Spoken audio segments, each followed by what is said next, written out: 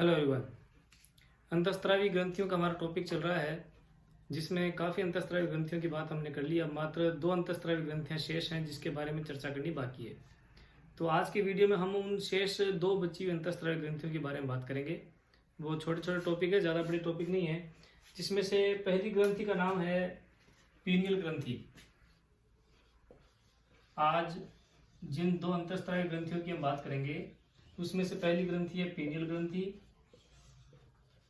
और दूसरी है थाइमस ग्रंथि। दूसरी थाइमस ग्रंथि। तो एक एक करके हम पीनियल ग्रंथि और थाइमस ग्रंथि इन दोनों के बारे में बात करेंगे। तो सबसे पहले हम देखते हैं पीनियल ग्रंथि के बारे में। सबसे पहले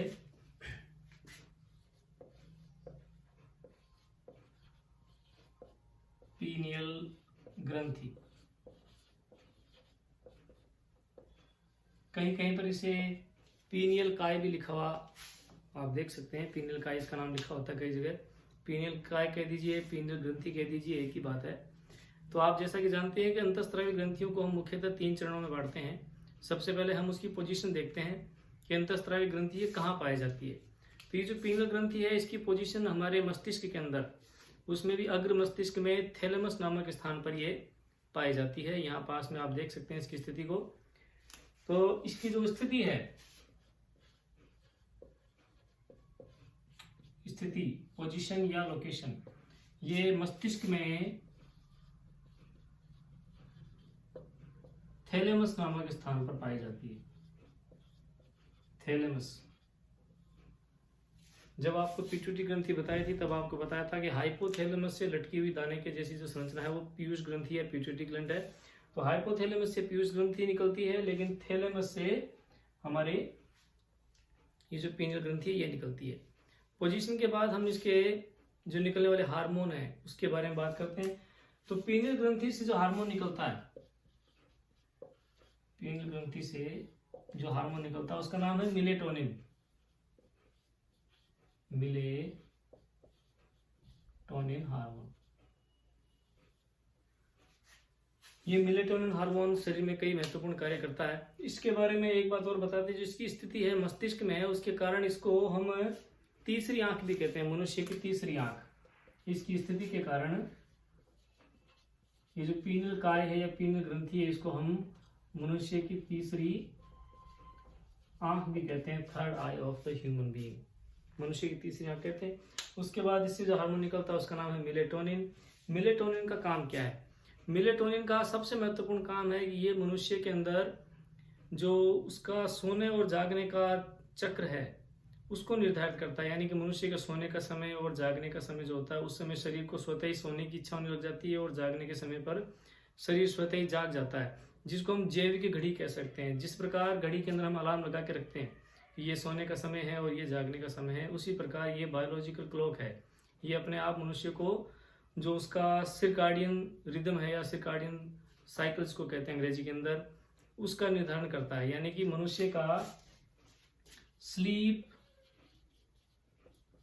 वेक, सोने और जागने का जो सर्किल है उसको हम कहते हैं सिरकाडायन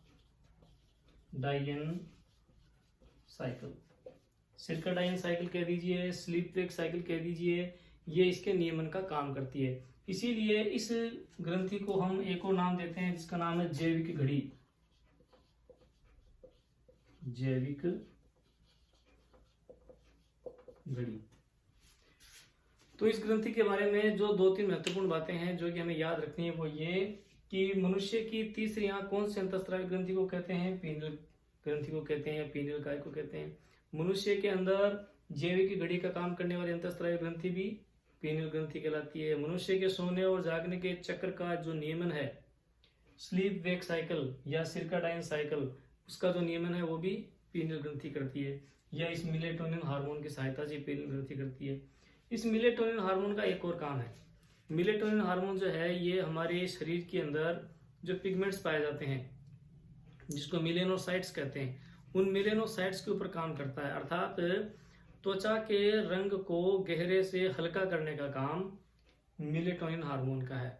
यानी कि यदि किसी व्यक्ति की जो त्वचा है उसका रंग गहरा है, ज़्यादा सांवलापन है, तो सांवलेपन को मिटाने के लिए जो क्रीम्स, जो उत्पाद बाजार में आते हैं उसमें मेलेटोनिन पाया जाता है, ताकि त्वचा का जो हल्का रंग, जो त्वचा का रंग है उसको हल्का किया जा सके।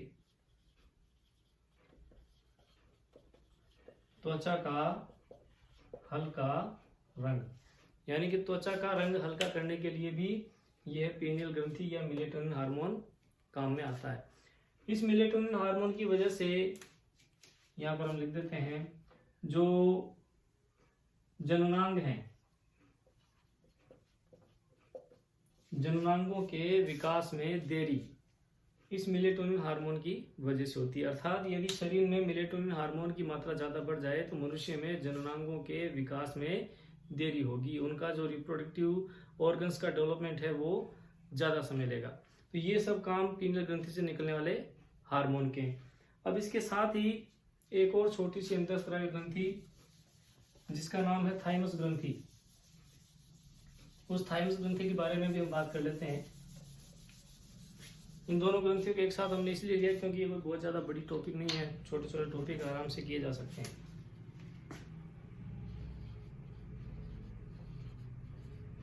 अगली जो ग्रंथि है थाइमस ग्रंथि।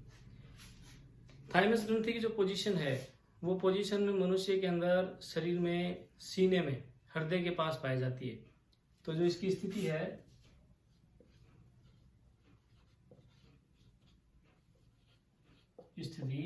वो मनुष्य के सीने में,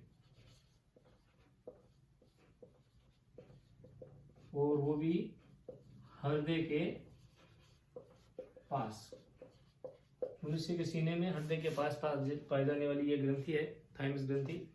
इस थाइमस ग्रंथि से जो हार्मोन निकलता है बिल्कुल इस ग्रंथि के नाम से मिलता जुलता नाम है, उसका नाम है थाइमोसिन। थाइमोसिन, थाइमस ग्रंथि से जो निकलने वाला हार्मोन है उसका नाम थाइमोसिन है। थाइमोसिन हार्मोन का जो कार्य है वो अभी हमने जो मेलेटोनिन हार्मोन का एक लास्ट में काम बताया था कि वो जननांगों के विकास में देरी करता है। ये थाइमोसिन हार्मोन मनुष्य के जननांगों के विकास के अंदर वृद्धि करता है, जननांगों के विकास में सहायक।